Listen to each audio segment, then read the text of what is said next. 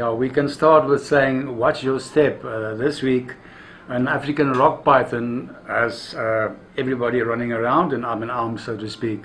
An African rock python of approximately 3 meters was found at Waterfall Village, well-known townhouse complex, just a few meters from Rustenburg Waterfall Mall. We have the whole story in this edition, I think page 3 or 5, of the capture of the snake, the fears of the residents, the interest it created, the dangers it posed, and whatever goes with it. Everything in this edition. This is indeed a massive snake.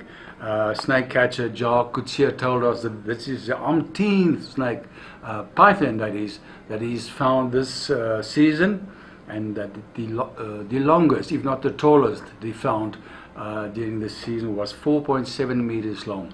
Sure. Indeed not something a snake to play with. En gaan kyk gerus ook online, ons het ook 'n video daar opgesit, of ons gaan nog 'n video opsit. Dis regtig nie, sit nie in enige man se broek om daai slang te vang nie, as ons nou so op die man af kan gesels. Daai slang sit nie in enige man se broek nie. Ek dink ons moet... Dat is ander, ek dink ons